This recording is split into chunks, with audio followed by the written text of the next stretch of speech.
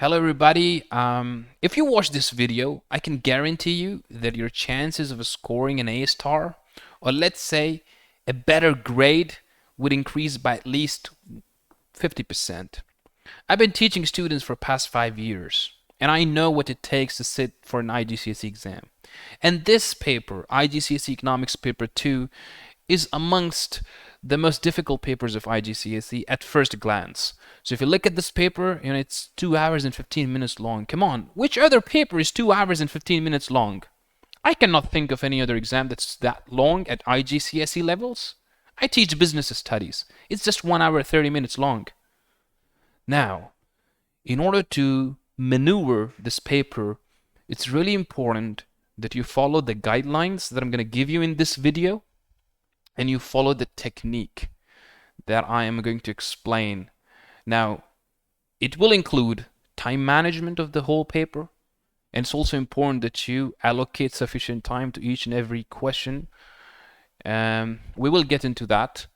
And it's very important that you understand that what the marks are for.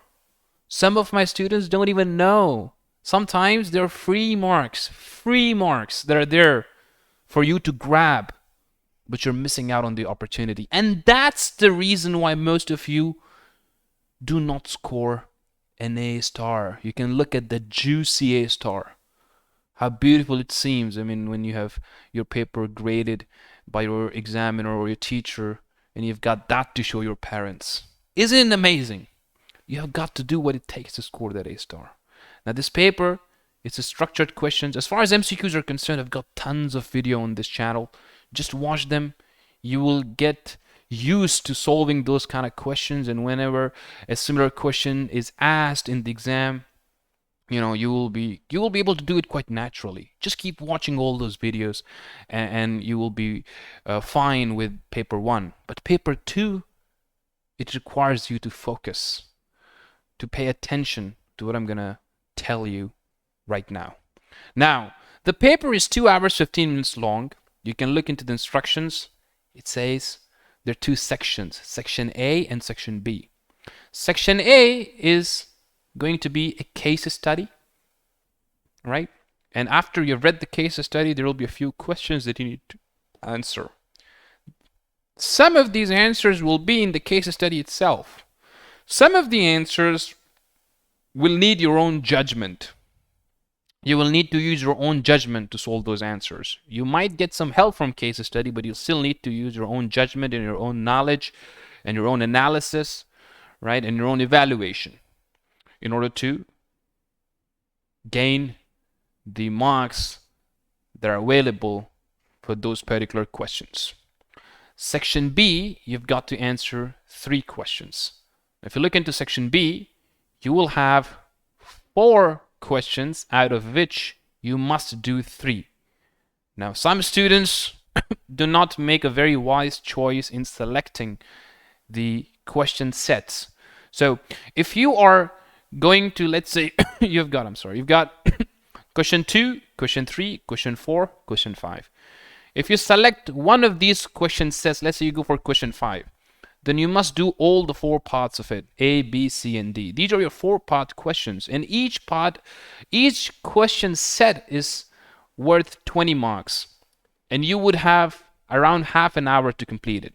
Now, in selecting the question set, don't look at just part A. Part A is just 2 marks. Look at part D. Part D is 8 marks. It's 4 times as much important as your part A. And look at part C.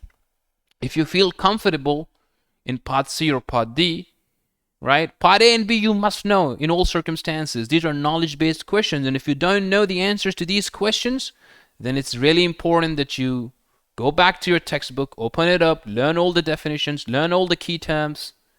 You must have that basic knowledge before you're sitting for your IGCSE Economics exam.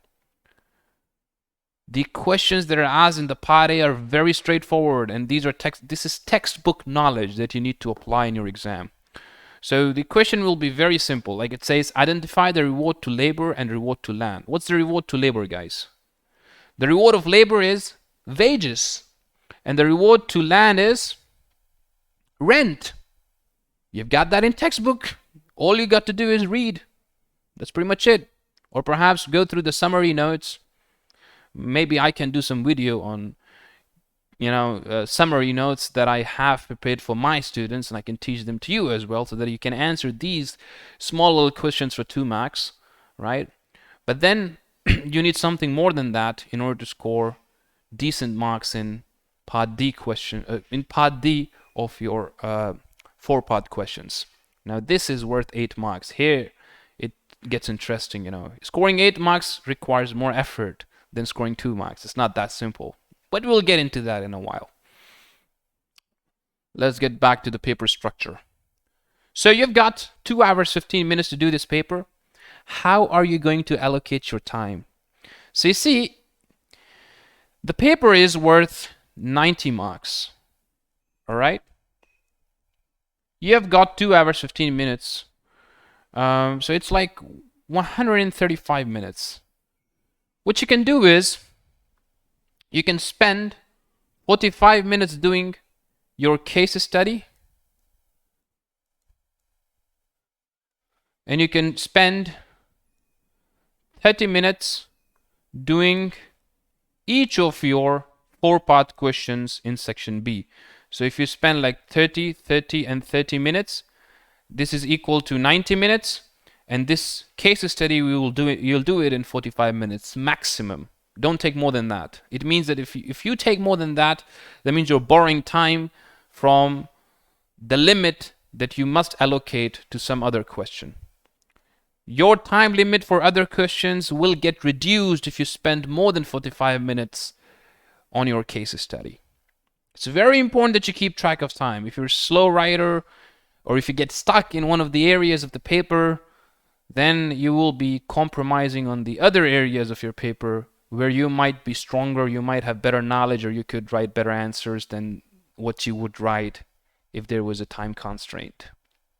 So don't mess up. Be very careful. All right? You've got 90 minutes for section B. You've got 45 minutes for section A. And in total, you've got 135 minutes.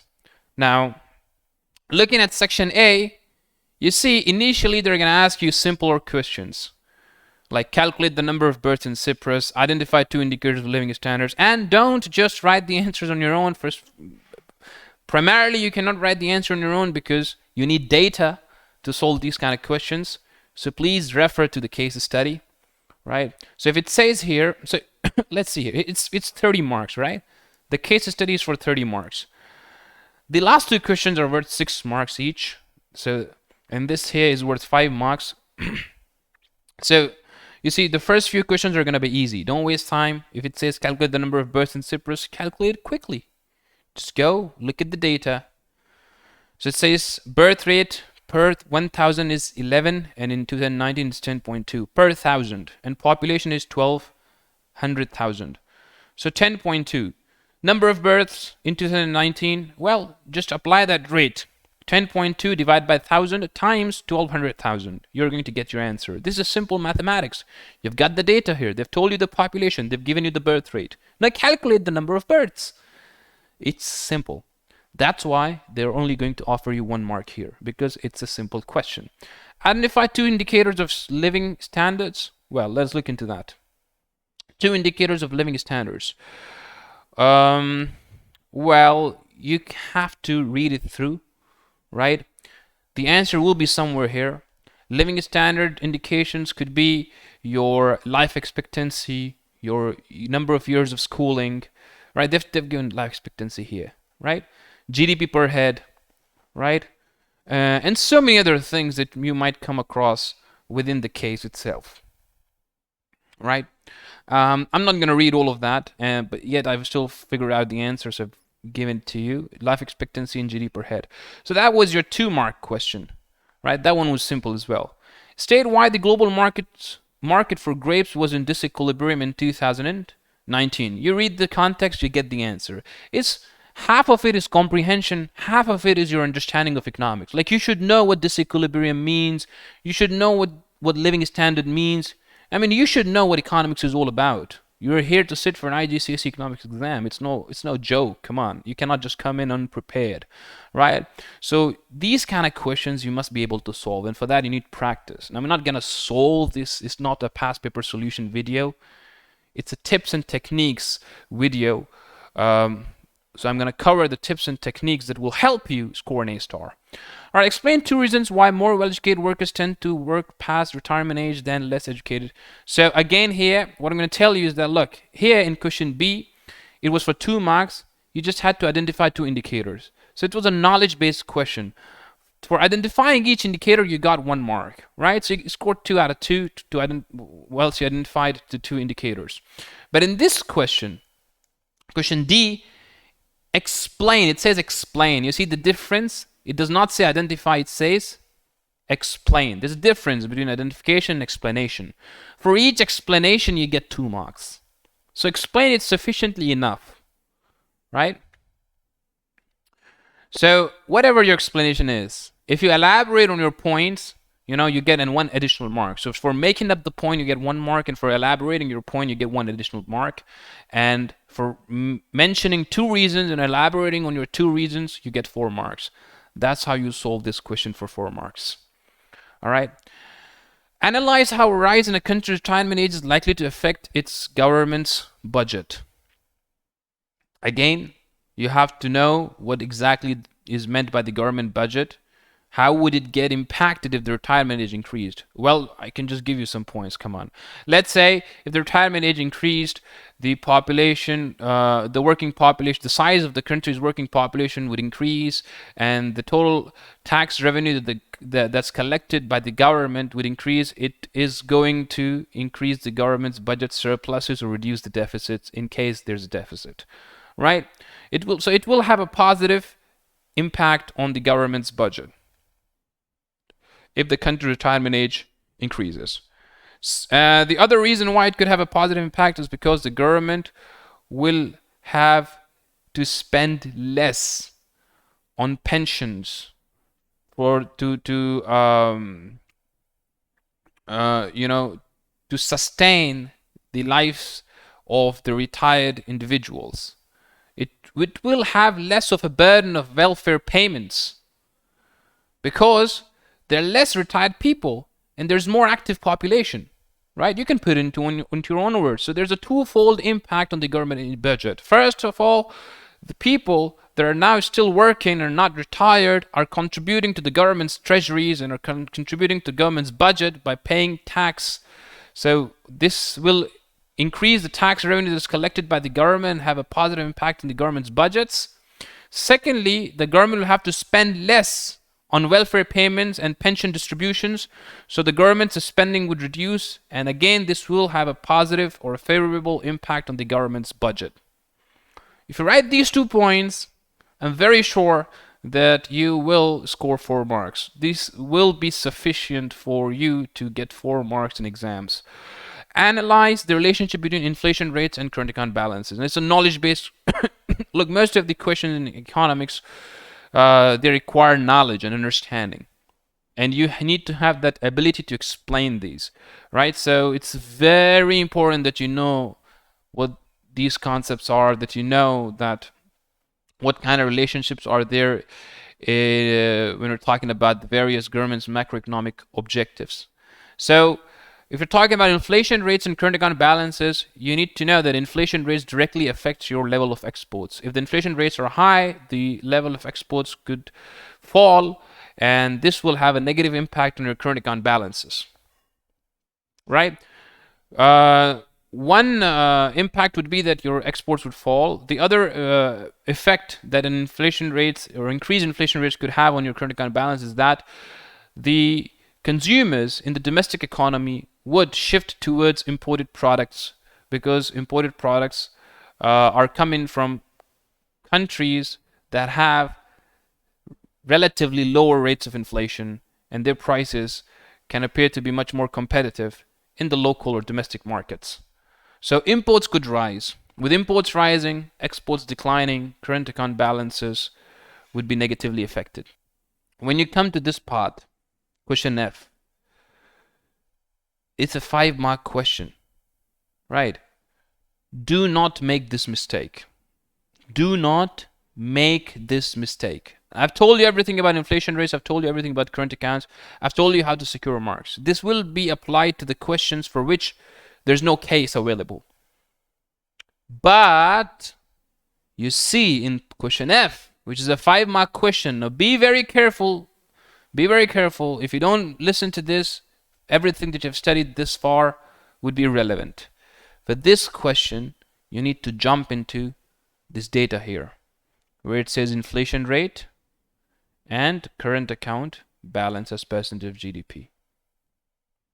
Now, here, either you can totally lose the plot, or you can ace it. You can freaking ace this section and get 5 out of 5, and this will be the easiest 5 marks that you'll score on the entire paper. It says analyze the relationship.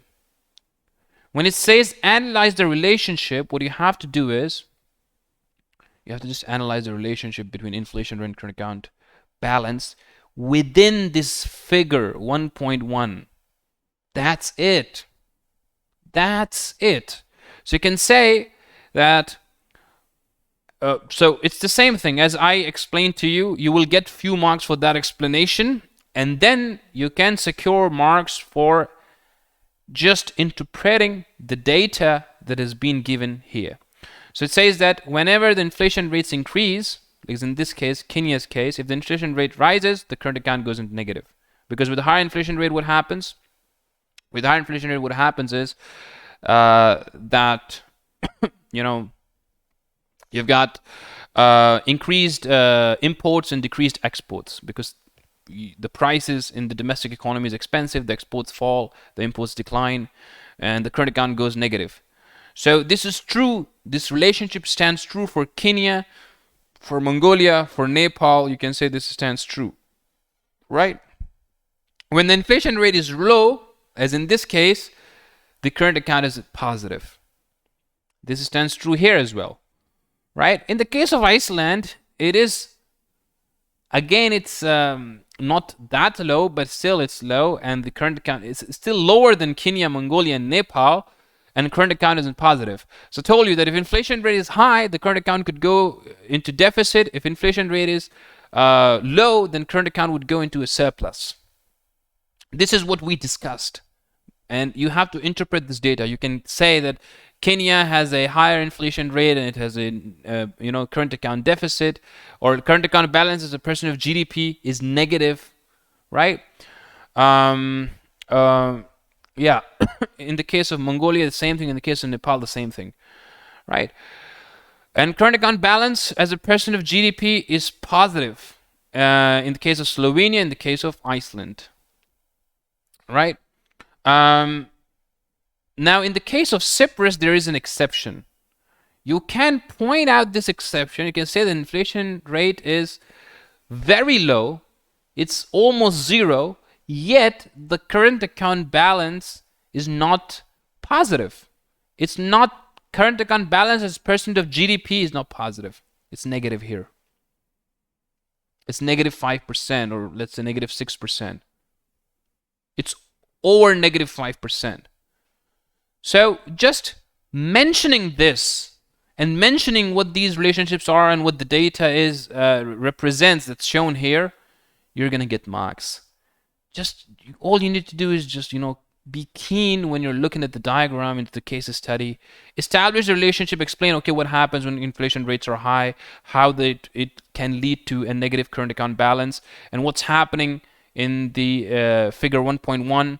And where there is an exception. For exception, you get 1 mark. You see, for establishing the relationship, you can get 2 marks. And for mentioning other points, as in what the relationship is in different countries that you have been shown in the graph, what the relationship is between inflation rate and current account balances, you can get a couple of marks there. That's pretty much it. You could also say, like, let's say Mongolia has the highest inflation rate, and it also has the largest deficit on the current account. Yeah.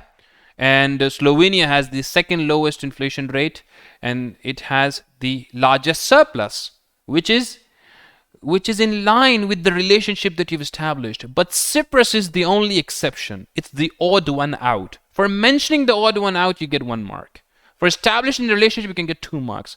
And for explaining that why there is such a relationship, you got 2 marks. So that's how you score 5 marks. And then if you got some other points in the mark scheme, then you can use them as well in order to secure marks. But these 5 marks are easier to secure than you might think at first. And always for this kind of a question where it says analyze the relationship, use the data. Right? Even I myself got lost into, because I did not read the data, I just continued to explain you the questions and the paper structure. I totally forgot about that. Remember this. There will be a question that will ask you to analyze the relationship. Most of you will not be familiar with the paper structure. This is the time. This is the time. Now it's your time to know these, secrets to ace your paper. These tips are going to help you. All right. Discuss whether or not after 2019, Cyprus's production paucity curve is likely to shift to right. Okay. In these kind of questions where it says whether or not, there's one thing that I can tell you. Give a two-sided answer. You say yes, it's likely to shift to the right and give me the reasons. And you say no, it's not likely to shift to the right and give me the reasons. 3 marks or up to 4 marks can be given to you for explaining to me that why it is possible. And up to 4 marks can be given to you for explaining to me that why it's not possible. So let's say if you tell me that why it's possible and you get 4 marks, you just need to score 2 more marks. So just give me 2 points to tell that even though you think it's possible for the PPC to shift to right, why it might not be possible. In case something could happen and it would not be possible. Explain that to me. If you don't give me a two-sided answer and just tell me what you think, and if the answer is one-sided, you will not get more than 4 marks. You're losing the opportunity to score 2 additional marks there. That's how you can answer a 6-mark question. Another 6-mark question to discuss whether or not adopting capital intensive production will benefit consumers. I think this one is not relevant to case study. So you can talk about how capital intensive production will benefit consumers. You can say with capital intensive production, the average cost of production falls, the products are harmonized or standardized. And you can also say that there are less chances of error, so there's less wastage, which again leads to fall in the average cost of production. The business machines are more effective, machines are more efficient, machines do not get tired, which is all related to the productivity of the machines, right? Less chances of human error, all of that. So these are the reasons that why adopting capital intensive production will benefit consumers. However, it will not benefit the consumers because the products cannot be customizable. The products cannot be custom made, right? Precisely as the customer wants them to be, or the consumers want them to be. All right. The products are similar, and the consumers do not feel special in consuming them because they are homogeneous. So homogeneous products can be the disadvantage to some consumers who would want their products to be different from others, right? So let's say if you can secure 4 marks in explaining why capital intensive production will benefit consumers, all you need to do is come up with just 2 more points to tell me or tell the examiner that why it will not benefit consumers. It's very important that you cover both the areas. Yes, it can benefit consumers, and no, it cannot benefit consumers in so and so circumstances. It's very important to give me a two-sided answer. Remember this. It's the key to not to lose 2 marks, 2 additional marks here and 2 additional marks in G.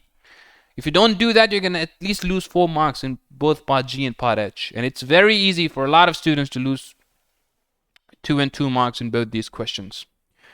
Right? So don't get lost in the part F, the 5-mark question, and give me a two-sided answer in part G and part H, right? And the other questions I think are knowledge related. So that 1 and 2 and 4-mark questions are rather straightforward, right? So that's how you're going to do your case study, and you must do all of that in 30 minutes. 45 minutes. It's a 30-mark case study, and you've got 45 minutes to do that. Don't take more than 45 minutes, all right? Next up, section B. Each question is introduced by stimulus material. In your answer, you may refer to this material and or to other examples that you have studied. Okay, this definition of foreign exchange is the value of one currency in terms of other basic definition, something you can learn from textbook. Easy peasy, okay? Two reasons why the value of country exports may be greater than the value of its imports. Well, you could say the fall in the rate of currency or in inflation rate, right? Or let's say it's businesses that are more competitive. Give me any two reasons, but explain them. Explain them that how whatever you have mentioned actually affects the level of exports and make them greater than the value of its imports, right? Low inflation rate and exchange rate, low exchange rate could be two reasons why exports can exceed your imports. So yeah, just explain them well enough to get 4 marks. Analyze how an increased income tax can affect the countries. Again, you have to establish the relationship between the government's policy and the country's inflation rate, which is the government's macroeconomic objective. So if the government increases the income tax, how does it affect the country's inflation rate? Well, okay, there's one more thing. There's yet another tip. When you're making a choice, do not miss out on a question which asks you to draw a diagram. Because if you get in part C, if you get a diagram to draw, you've got 4 marks for the diagram. And most often the diagram is very straightforward and it's very, very simple. It's a very simple diagram, right? There must be one of these questions that asks you to draw diagrams. Okay, and this question in 5 that we had looked a while ago. Analyze using a demand and supply diagram how a greater awareness of the health benefits of eating fruit will affect the market for fruit. Now, come on, guys. Don't tell me you don't know what would happen in the market of fruit if people know that it's beneficial to eat fruits. People will consume more of it because they think it's good. What will happen as a result? The demand curve would shift towards right. This is your demand curve, this is your supply curve. The demand curve shifts towards right. Now you draw this diagram. You see I've just drawn it. Price, quantity. Write the whole thing. Price as in price and... How much time did it take me to draw this diagram? Literally not even 30 seconds. And I scored 4 marks there. So I've got 4 marks. I need to get 2 marks more for explaining this diagram. You would say that increased health benefits would persuade the consumers to consume more fruits, which would create more demand in the fruit markets, causing the demand curve to shift towards right. You can show this as an arrow. Rightwards shift. You got 4 marks there. Like literally, this is also one of the easiest way. Perhaps, in fact, I changed my mind. This is where you secure 4 marks the easiest way within the whole paper. It was not in part F of section A in the case study where you just had to interpret the data. This is even easier than that, than what they asked you to do in case study. You can score 6 out of 6 here. Don't forget it. And then the last part of your 4-part question, which is an 8-mark question. Okay, this one question we were discussing. Analyze how an increase in income tax will affect a country's inflation rate. So you can say that an increase in income tax in a country, the consumer's disposable income would be reduced, so the total level of spending would go down, which can reduce the demand pull inflation because people are spending less, right? However, an increase in income tax could mean that the workers demand higher wages, which can increase cost push inflation. So there are different dimensions to what could happen as a result of an increased income tax, what could happen to the inflation rate. You have to cover all of that. When you talk about inflation rate, you can talk about demand pull inflation, you can talk about cost push inflation. So with an increased income tax, the disposable incomes of the individuals get reduced, it means that lower levels of spending in the economy, and with the lower level of spending in the economy, of course, inflation rate is under control. However, you can also say that the spending might not reduce because people are confident about the future prospects of the economy, or the spending habits are such that they don't reduce the consumption despite them having lower disposable incomes. So inflation rate might even not be affected in that case, but the chances are that the demand pull inflation will be reduced if the incomes of the population is reduced due to higher income taxes. However, they might demand higher wages and salaries, which could cause a cost push inflation due to the cost of the production rising. So you can talk about it in more depth. It's possible for you to talk about it in more depth. That's what I'm saying. There are two dimensions to this answer: cost push inflation and demand pull inflation. Make sure to consider both these aspects and look at the answer from, or perhaps give the answer from these two different dimensions, right, in order to get 6 out of 6. And then there are more ideas you can get in the mark scheme. I'm not getting into that. Discuss, so either you can go and explain the answer for 6 marks, or you can draw the diagram as well, whatever they give you, right? But make sure that you choose the equation set in which you have the diagram, because those are easy marks, easy marks, okay? Coming to part D. Now this is, I guess this might get the trickiest section of your entire examination if you don't make a wise choice. In choosing the answer, make sure to look into part D. If you find part D of any of these exam sets difficult, or part C or part D difficult, skip it. Be hopeful that, or at least I will be hopeful that you guys can do part A and part B for all these question sets, 2, 3, 4, and 5. Because these are knowledge-based questions. But part D can sometimes get tricky, so skip. You have got a chance to skip. It says answer any 3 questions. There are 4 questions. You have a choice to skip one question set that you do not feel like answering. Discuss whether or not the government should aim for a high rate of economic growth. Well, this one's so simple. What would happen if the government aims for a high rate of economic growth? You can say that the standard of living would rise, the GDP would increase, the economy would expand in size, there will be more employment opportunities created as a result of economic growth.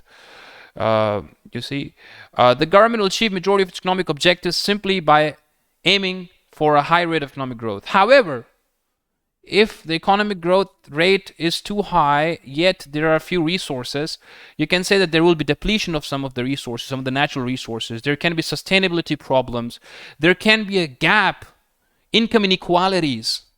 So, these are the other problems that are associated with high rate of economic growth. So economic growth in itself cannot satisfy all the economic objectives. And then, obviously, there's a direct conflict of objectives between economic growth. Obviously, economic growth will create employment, but at the same time, there will be inflation. So with high levels of spending, if the government pursues an expansionary policy to achieve aggressive economic growth, high levels of spending in an economy can also create demand pull inflation. It's very important to talk about that along with the other things that I've mentioned. So one thing that I like about part D questions is that these kind of questions give you so much of a room to discuss or write the points. These are open-ended questions. You can, if you think about it, you will get so many points that can be relevant to this question that you can give. So when it says whether or not, again, you tell me why economic growth is a policy the government should pursue.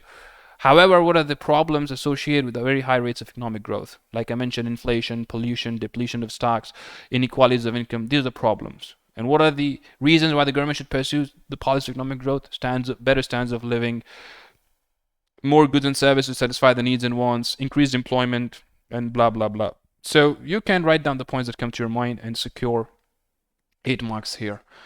So again, make sure the answer is discussing, yes, it should do so because of such and such reasons, and it should not do so because of such and such reasons. And that's pretty much it.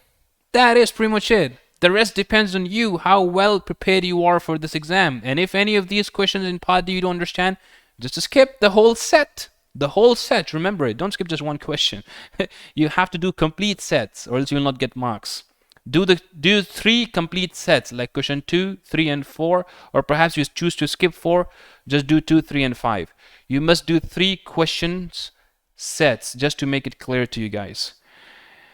So, on that note, I would like to end this video, and hopefully in our next video, I will solve one complete paper 2 for you guys, and that will help you understand better as in how to secure an A star, and why everyone is capable of scoring an A star, because there are certain hacks, and some of them you guys know now. So good luck. If you like the video, subscribe the channel and keep watching our videos and do your level best and excel and fulfill your potential.